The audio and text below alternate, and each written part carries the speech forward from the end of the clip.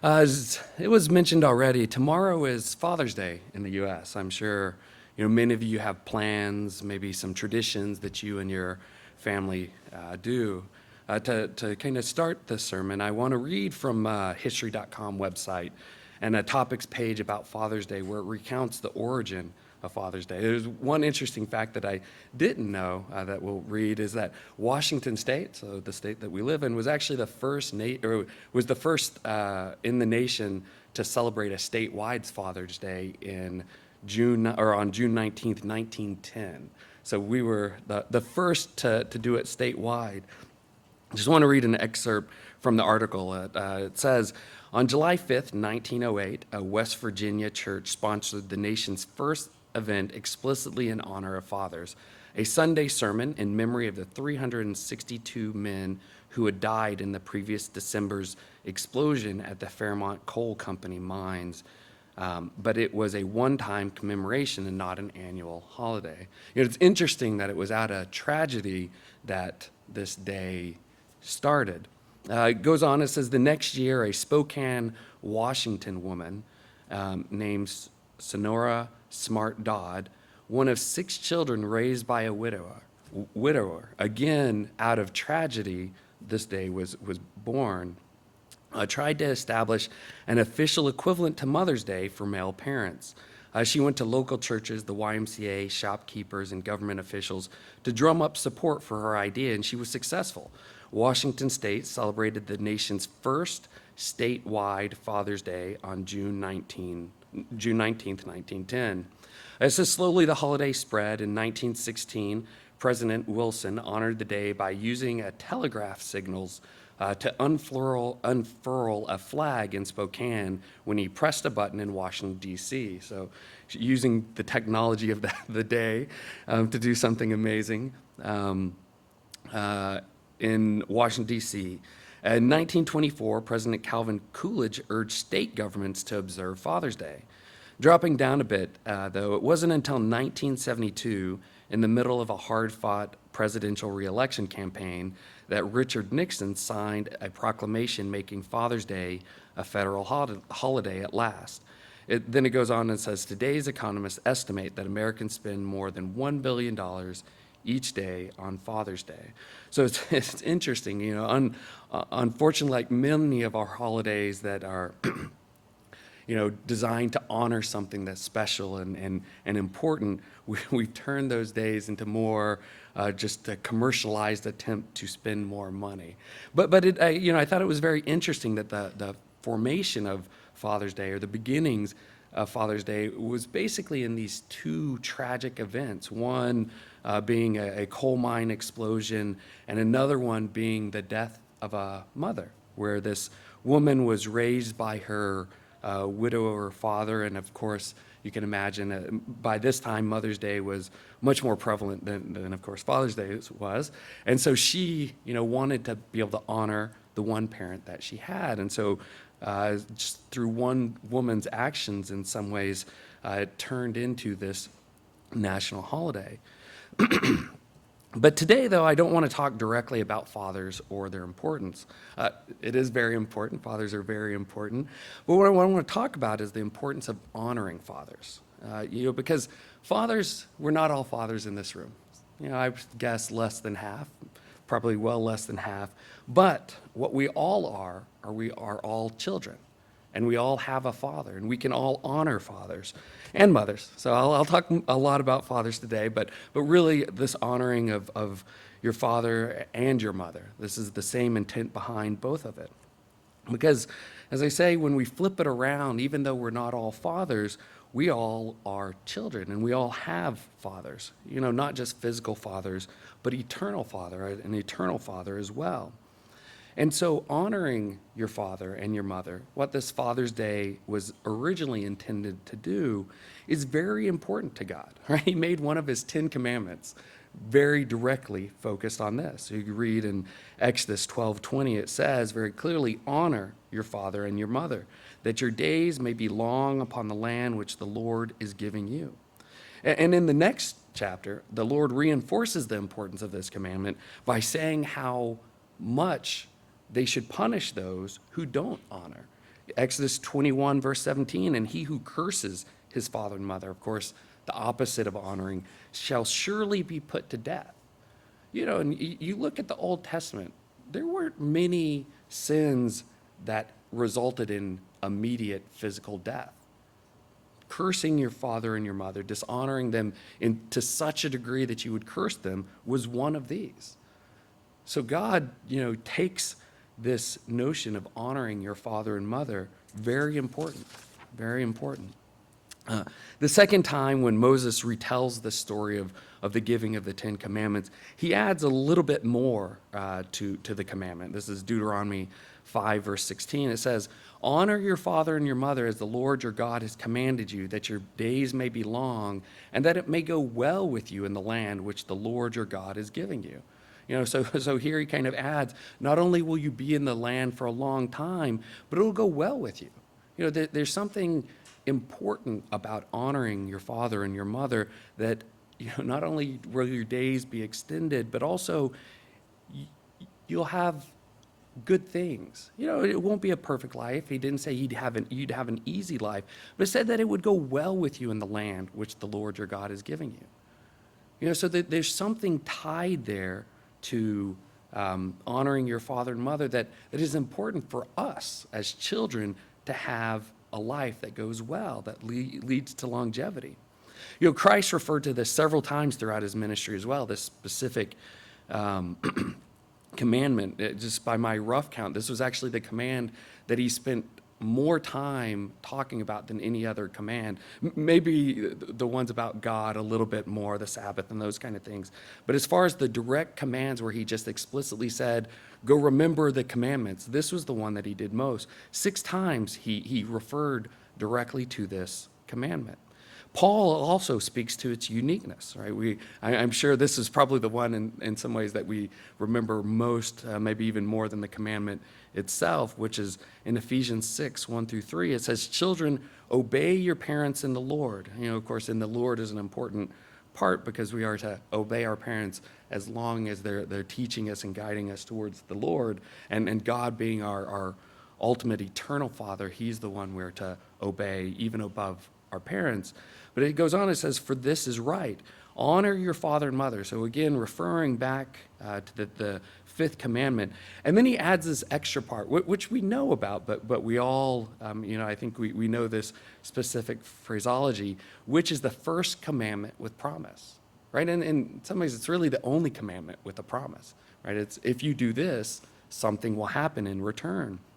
And so, among the 10 Commandments, this is a pretty unique commandment. And in some ways, you can think about it, because we're called to honor our father and mother. And we've heard kind of the split of the 10 Commandments. The beginning are about God, and or our relationship with God, and the last few are about our relationship with mankind or other people. This commandment, because God is our Father, is almost both, right? It both refers to our relationship with God, honoring him as our eternal Father, but also honoring our physical fathers and mothers. Again, in Colossians, Paul links obedience with this commandment to honor your father and mother. And so obedience is definitely a part of this commandment, but in some ways it's the beginning, not the end of this commandment, as we'll look on. So as we start to understand this importance of honor, let's first understand what honor means. And in particular, as I like to do, I want to look at what the biblical version of honor really means. For us, if you look it up in the Oxford Dictionary, it can be a noun, means high respect or esteem, or a privilege. As a verb, it means regard with great respect, or it can mean to fulfill an obligation or keep an agreement. And I think that's generally what we would think about when we think about honoring our parents. Have high respect, have a esteem for them, think of them highly. And that's definitely the biblical definition as well, but especially the Hebrew word, I think, adds some more to it. The Hebrew word is H3513, kavod. And it's interesting, this word. It's if you want to do a word study, this is a very interesting one to do it on. because it can have both positive and negative connotations. And what it means, the core definition of it, it means to be heavy. Now, I don't think if I asked many of you, what does honor mean, you would have any form of heaviness in there, would you? Without having studied this, I wouldn't either. And this same word, the exact same Hebrew word for honor, is used in many places in the Bible and is translated multiple ways. So just two examples that are very different than honor is one where in the book of Genesis, it's talking about the sin of Sodom and Gomorrah. It's translated as grave, but it's the same word as honor. So the same word where God commands the Israelites to honor their father and mother, he also uses to talk about the sin or to describe the sin of Sodom and Gomorrah. Another place that I found interesting was in Exodus, where it's translated as hardening the heart of Pharaoh. Now, if without knowing the Hebrew language and how they use words in some ways a different way than we do, if we saw the same descriptive word used in those three situations, we would probably be a little, confounded, like scratching our heads, as Mr. Slocum just did. Like, why are those three situations using the same descriptive word where you're trying to convey a meaning of what you're supposed to do or what they were doing? And so if you go on in the Hebrew definition, it says to be heavy, and in a bad sense, where it's burdensome, severe, dull, or in a good sense, numerous, rich, or honorable. And so here you can start to think about why this might be the case. Because to be heavy is not necessarily a bad thing. It can be positive, it can make you stronger, or it can be negative, it can crush you, right? Or, having heavy abundance of food or wealth is not necessarily a bad thing.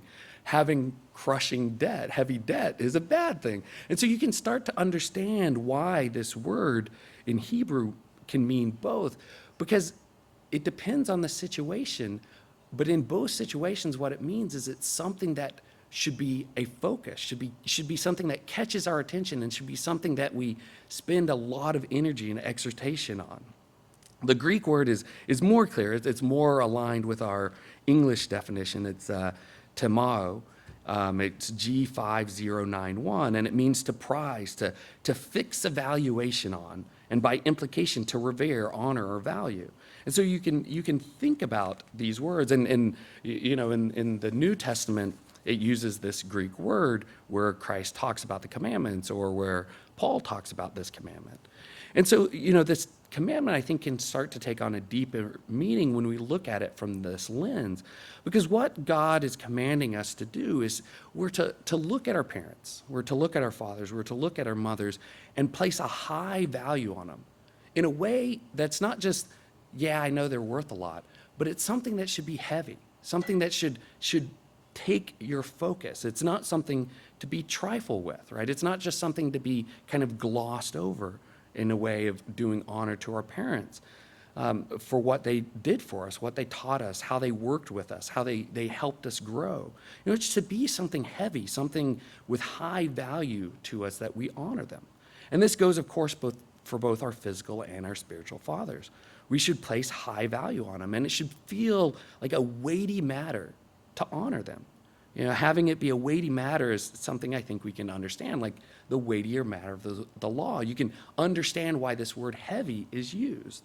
And think about when you're under heavy burden, right? What does it take? It takes work. It takes exertion.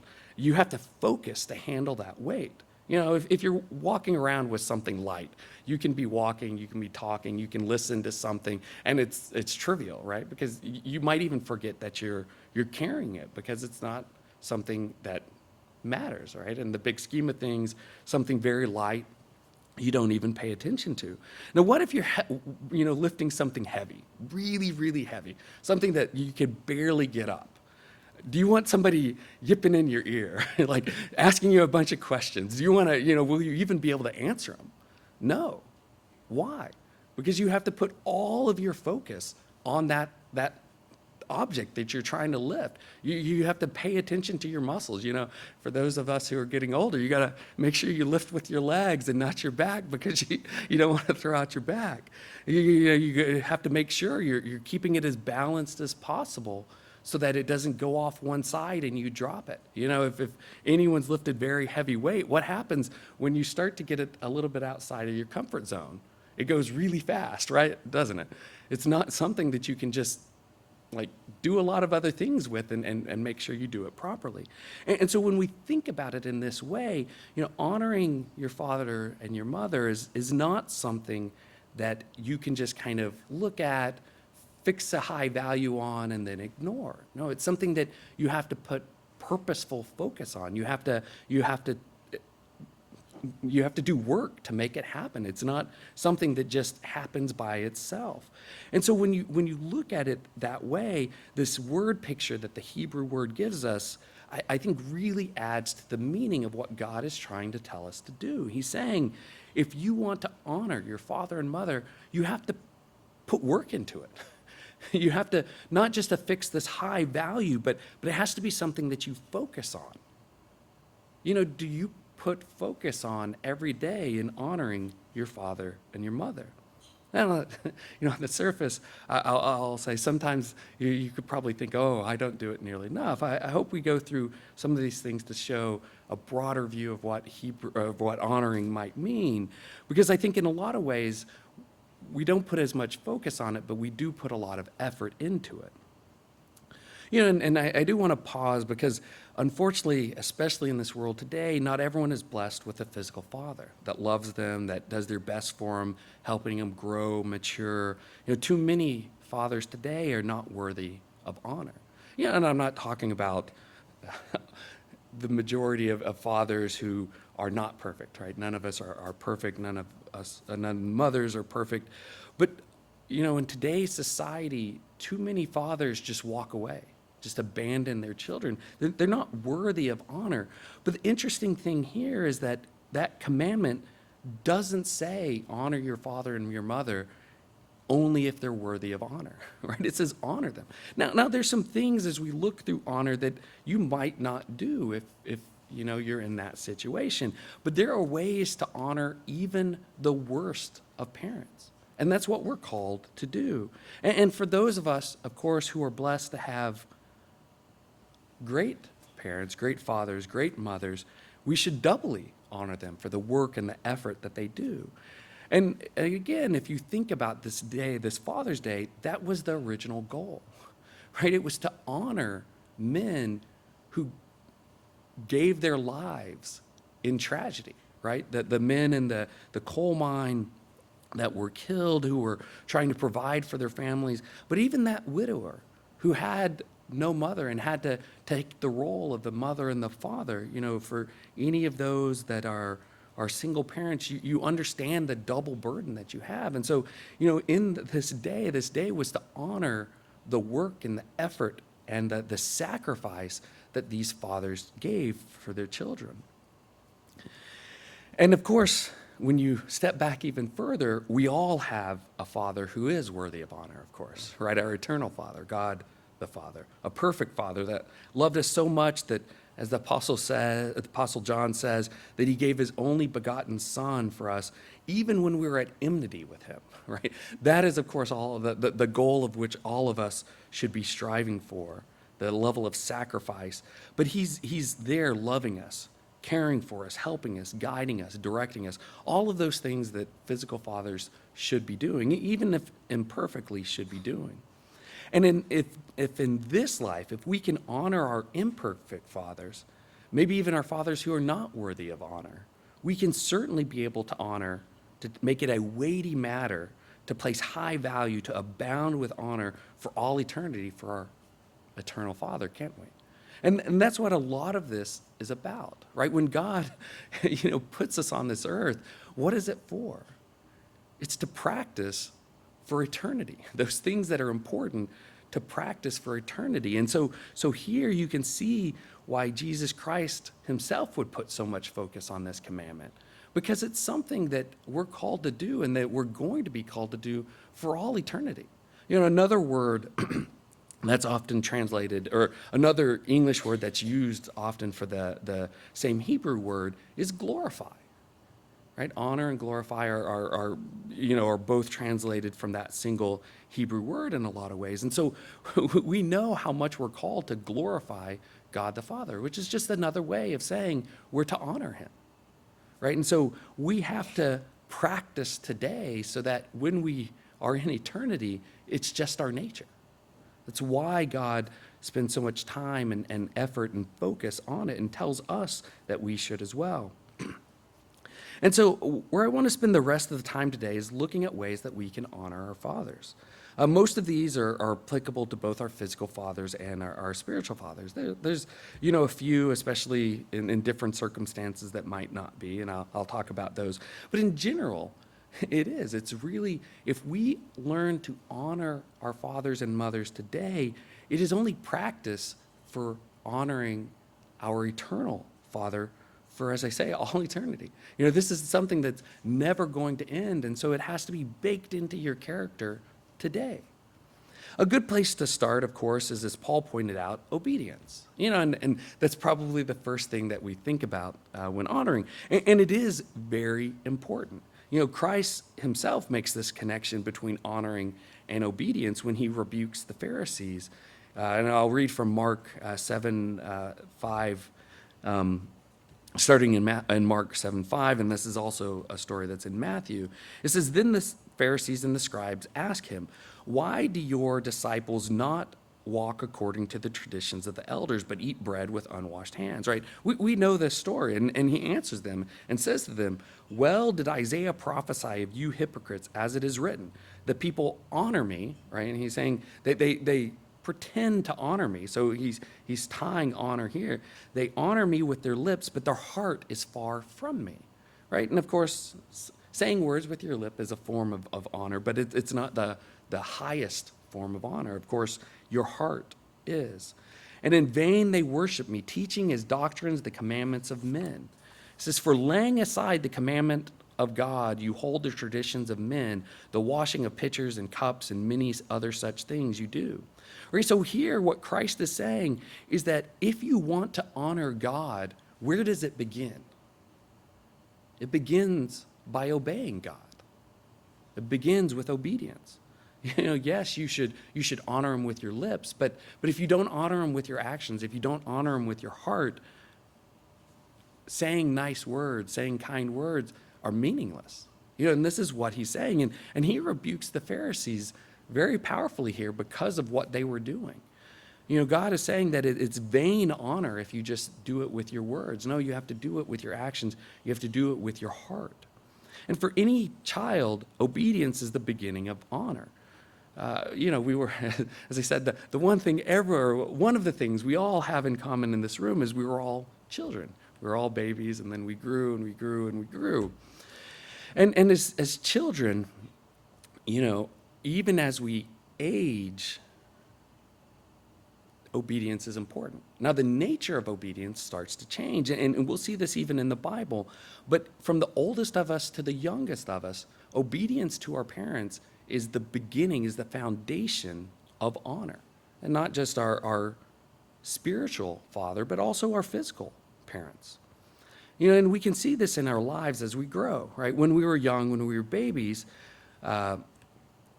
we were likely what? With our parents all the time.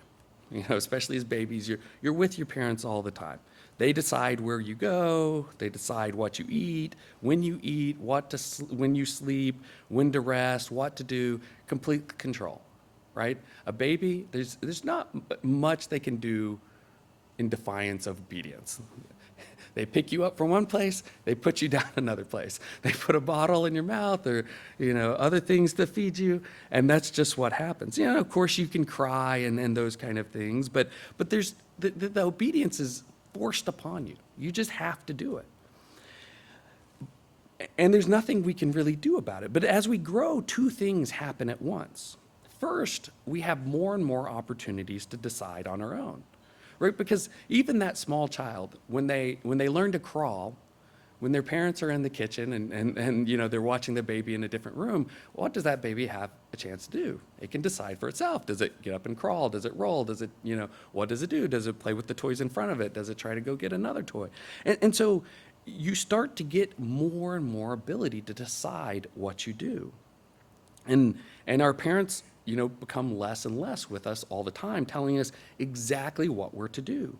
And of course, they taught us what? Through specifics at first, right? They said, do this, don't do this. Here's what you should do, here's what you should not do.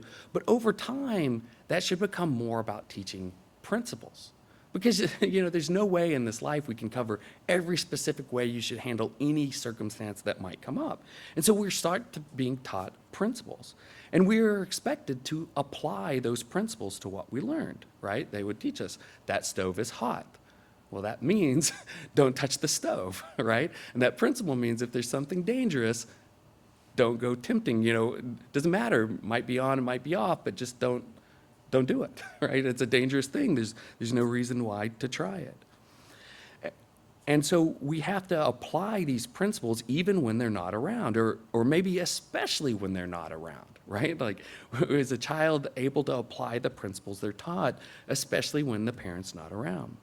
Second, even when the parents are right there, obedience becomes more of a choice. At some point, a parent can't just really take us and pick us and put us wherever we want, right? As a child gets older, you can, as a parent, you can punish them, you can take things away from them, but you can't really make them do what you want them to do, right? At some level, it becomes more and more of a choice. And as they get older, it becomes even more of a choice.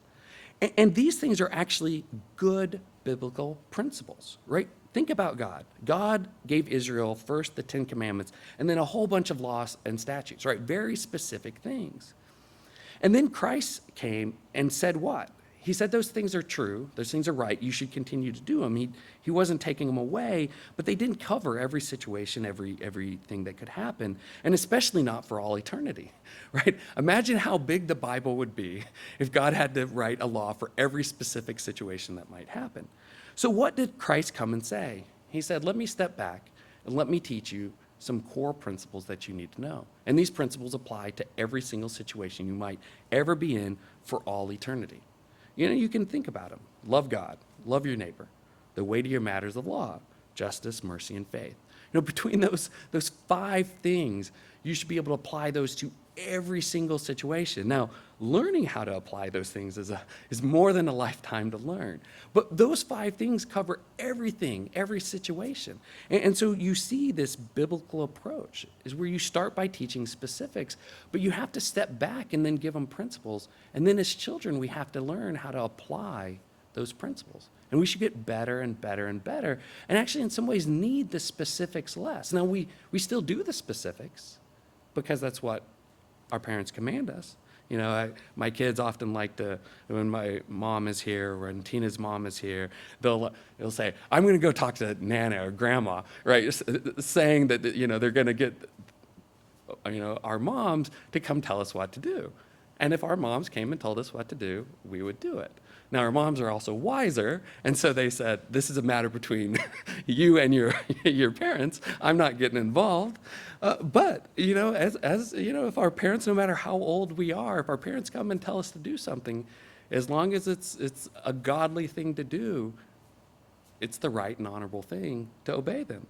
But of course, parents, as we get older, as we get more mature, they don't have to tell us the specifics, right? Because they taught us the principles. And then they want us to go apply those principles. The second thing is choice, right? Think about what God says to Israel. He didn't say, I'm going to make you do this, I'm going to make you do this. What did he say? He says, I've set before you life and death, blessings and cursings, therefore choose life. Right? It's actually a good thing that over time, children have to make a choice. Because if they don't make a choice, they're not really obeying. They're just doing what's forced upon them. And what we want to see as parents, what God the Father wants to see, he wants to see us becoming more and more mature where we make those choices on our own. And he wants to take away the punishments, right? Because he just wants us to make the right choice. And then there's no need for punishments. Now, of course, this takes a lifetime of learning, right? Even as adults, we're still learning to obey God, and sometimes we're punished when we disobey God, right? Some things don't go as well. We know the example of David. Well into his life, God put a hard, heavy punishment on him because he disobeyed. And so it's something that we have to learn. But as parents, we want to be able to step back and let our children make choices. But for children, what that means is you have to make better, wiser choices if you want to honor your parents. As time goes on, you have to be able to apply those principles. You have to make the choice that says, I'm going to think through the principle and then I'm going to apply it in the right way. And so as we grow and mature, and obedience changes. Yes, as I said, no matter how old we are, if our parents come in and tell us to do something, as long as it's godly, we should obey. Absolutely, we should obey. If they say, no, don't have that, ice cream before dinner, no matter how old you are, don't have the ice cream before dinner. But what they're really looking for is they're really looking for us to take the principles they've taught us and make the right choice over and over and over again. And before moving on, I want to pause and point out something. As we'll see in many of the ways, as I talked about, we can honor our physical parents, our physical fathers, in the same ways the Bible commands us to honor God. Honoring our physical father, as I said, is practice for honoring God, our spiritual father. And so many of the same things can apply to both. But it's more than just practice, because honoring our physical father and mother is foundational to honoring God, our eternal Father. And so why do I say that? Think about what we just talked about. If obedience is required for honor, which we just saw, then honoring your physical father and mother is required to honor God, our eternal Father, because God commands us to do what? To honor our fathers and mothers. So to honor God, there's no way that we can honor God without first honoring our physical parents, without obeying this commandment. Think about that. That's a powerful thing. If we're called to honor, if we're called to glorify God the Father, there's no way that we can do that without first honoring our physical parents. One has to come before the other, just by logic, by definition. And so, this is a very important concept, because what it adds to is the critical nature of this fifth commandment, right? That we can't honor God unless we honor our parents.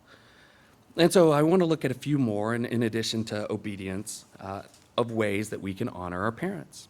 The first way of honor that we'll look at is honoring through our possessions. And you could expand this to honoring through our time, through our wealth, through our possessions. But here there's a very clear, direct commandment in Proverbs where it says, honor the Lord with your possessions and with the first fruits of all your increase. It's very clear. One way to honor God is to honor him with your possessions.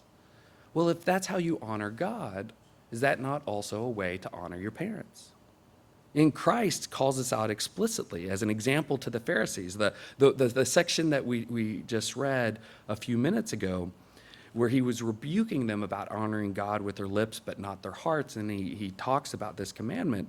If we read on, if we move on, if we read down, this is in Mark 7, if we start in verse 9, it says, he said to them, all too well you reject the commandments of God that you may keep your traditions. For Moses said, honor your father and your mother, and he who curses father or mother, let him be put to death. So he's referring back to those commandments. And then he gives a specific example. He says, but you say, if a man says to his father or mother, whatever profit you might have received from me is Corban, that is a gift to God, then you no longer let him do anything for his father or your mother, making the word of God of no effect through your traditions, which you have handed down, and many such things you do. Now here in this example, what Christ is saying, or what he was condemning, is that men and women would come in, or men would come into the temple and would say, basically, I could give this money to my parents, or I could give it to God. Maybe their parents needed it, but they would say, no, you need, food, but don't worry, I'm giving a bigger offering to God, right? Don't worry about the food that you need. God's going to get more of an offering. Right? This is essentially what was happening, is people were letting their parents suffer because they wanted to be seen giving a bigger offering to God. And what Christ is saying here is you can't honor God, and one way is through your possessions, as we saw, because you didn't first honor your parents. You didn't take care of what they needed. And this is what he's saying. He's saying, if one way to honor your parents is to make sure, especially as they get older, that they have what they need. And so you can't honor God if you don't honor your parents first. And that includes with your wealth and your possessions, right? Going and giving a gigantic offering to God while your parents are suffering is not honoring God. But apply this story not necessarily in that way, but think about the widow's mite, right? Because we might say, for those that are younger, either children or teens or young adults, my parents have way more money than I do. How can I help them with possessions or with my wealth because I'm so much smaller in proportion? But think about the widow's mite example. God the Father, I'm sure, was beaming with pride when she dropped in that mite. Why was he beaming with pride? Because he got a lot wealthier? No, it was insignificant. The amount was insignificant to him. But it was the honor that the widow was giving to him through that offering. The core part of this lesson was that the attitude with which she gave was that she was willing to sacrifice a significant amount to her, not a significant amount to God, a significant amount to her to honor God. So even as children, even as young adults, you can give of your possessions to honor your parents. You don't have to wait until they have a need. God, certainly wasn't in need of the widow's mite. He has the entire wealth of the universe and can create more at any time. But that was honorable to him because she gave it out of a willingness to sacrifice to honor God. And think about a small child. You maybe give them, a packet of cookies. And what do a lot of kids do? They'll give you one back. Now, that's a great thing, isn't it? Now, if you think about it from a logical point of view, you gave them those cookies. You could go buy, you can drive to the store, you can buy as many as you want, you can eat as many as you want. But the point isn't that they're giving you something that you can't get.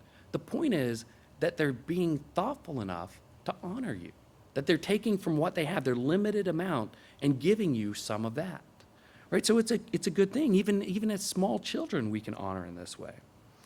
Or think about a teen, maybe getting something small for your parents, even if it's using your allowance that your parents just gave you, right? It's not that your parents need it or need you to do it. It's the fact that you're willing to sacrifice to do it. That is an honorable thing. Or as a young adult, maybe it's paying for or making dinner for your parents. And again, they might have more than you. They might have a lot more financial means.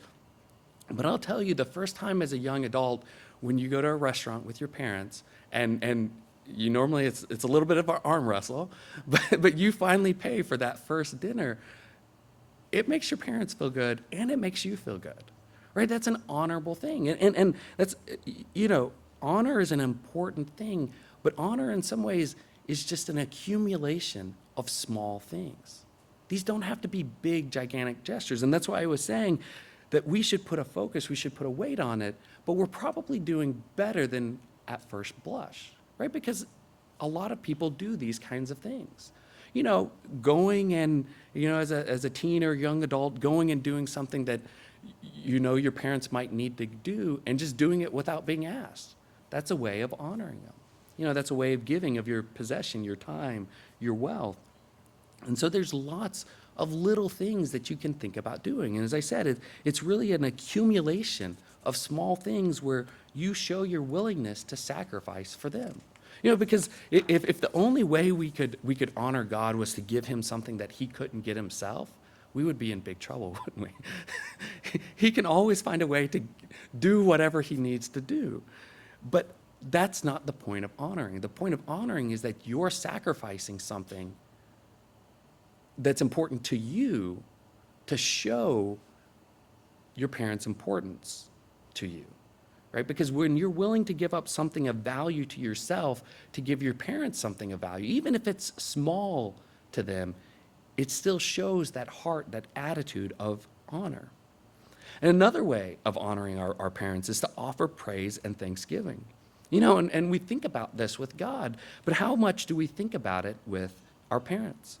Here in Psalms 50:22 and verse 23, it says, "Now consider this, you who forgot God, lest I tear you in pieces and there be none to deliver."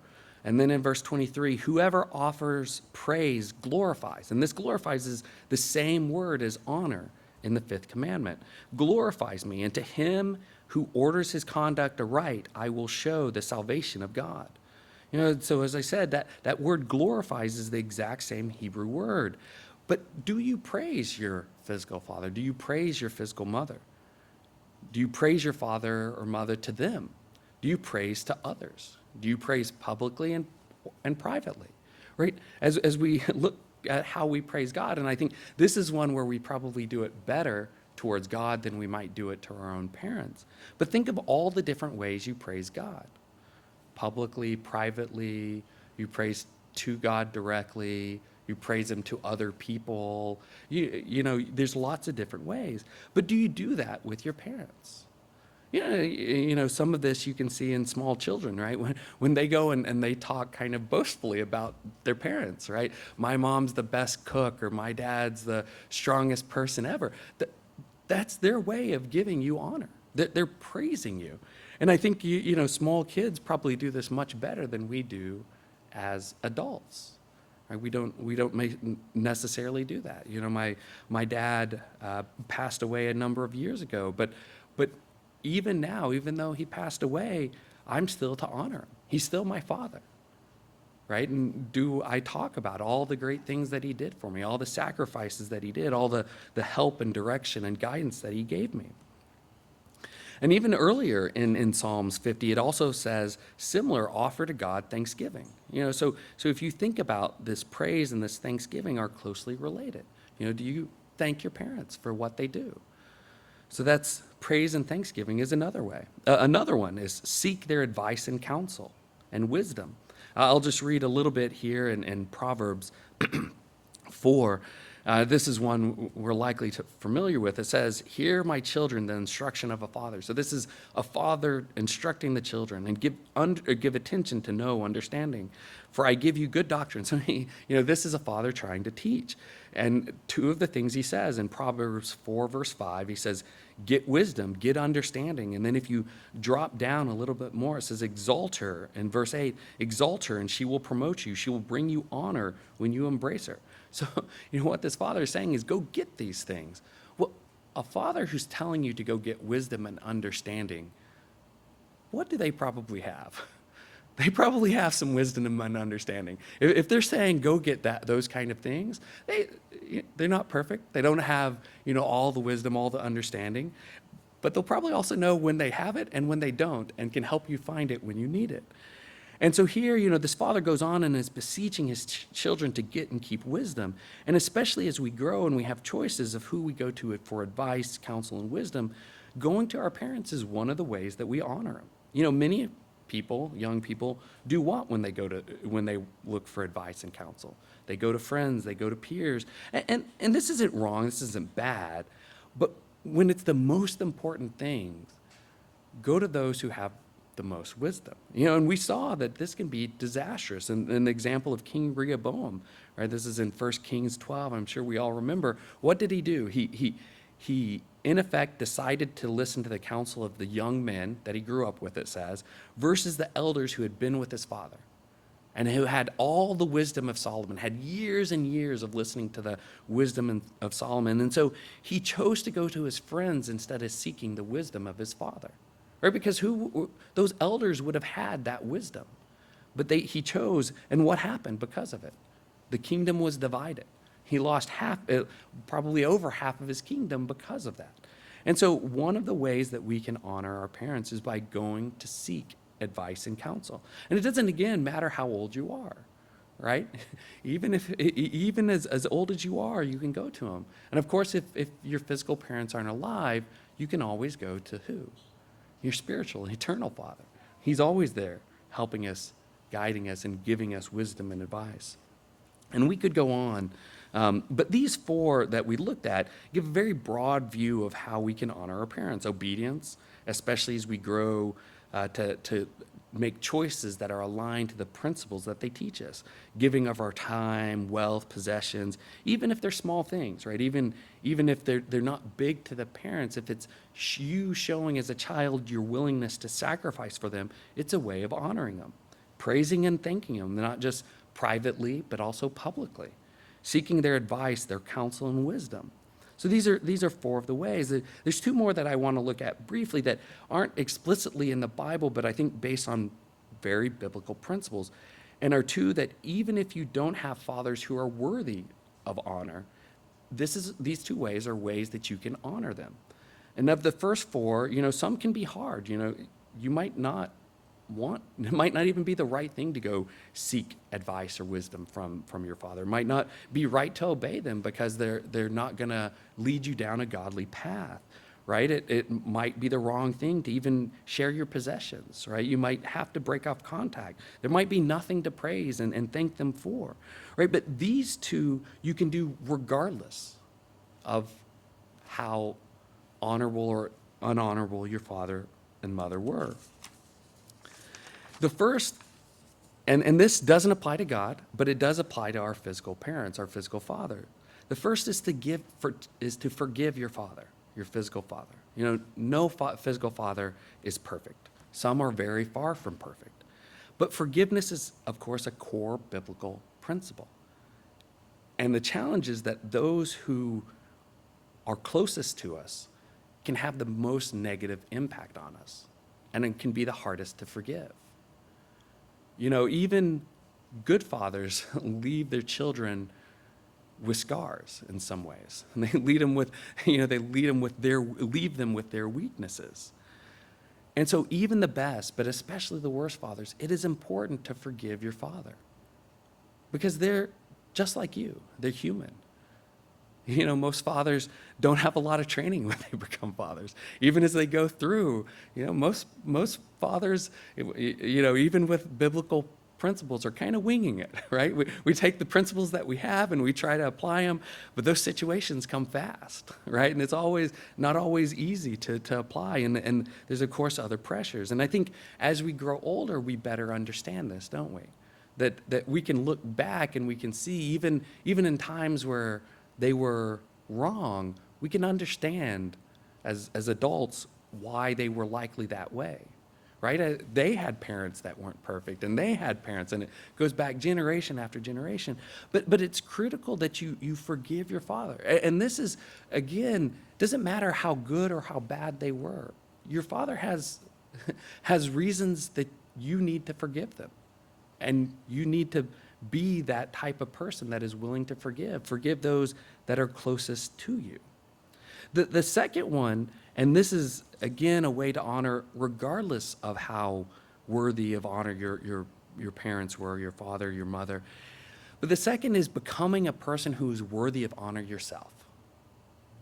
Again, this isn't explicitly in the Bible, but it's a powerful way that we can bring honor to our father, physical and spiritual. And in this case, as I say, to our physical fathers, no matter how worthy of honor they are, if we become worthy of honor, we reflect back on our families, on our fathers. Physically we understand this, but spiritually as well, right? And we see this through a teaching of Christ, at the end of his life as he's coming to the Passover.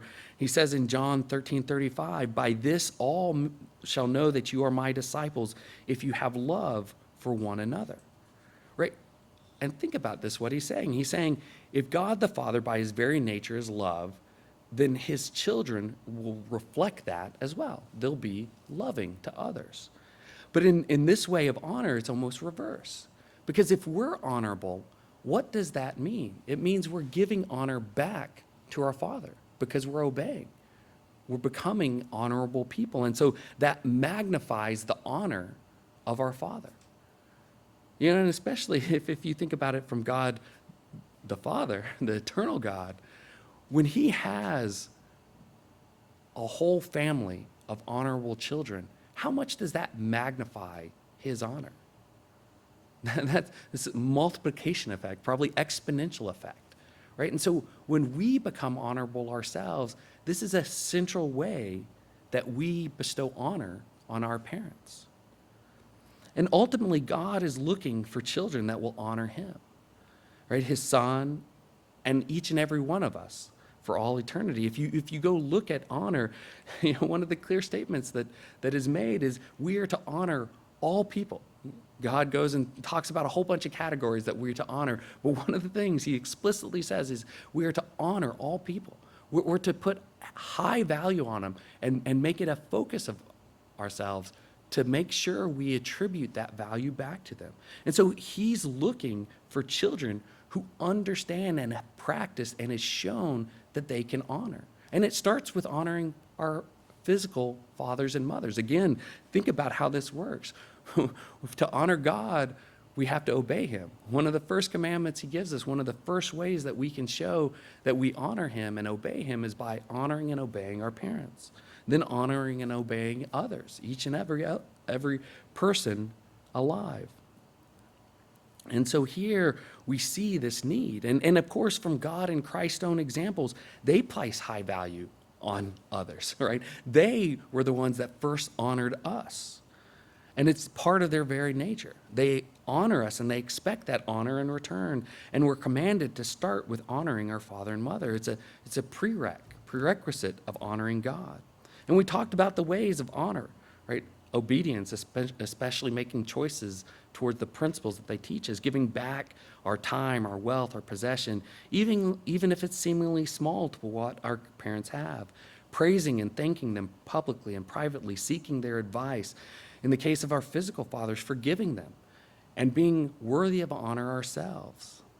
And we have to do this in a weighty way. It has to be something that's constant focus, constant attention, constant effort on our parts, that we attach this high value to our fathers, to our mothers, and all that they've done for us. So now go and honor your father.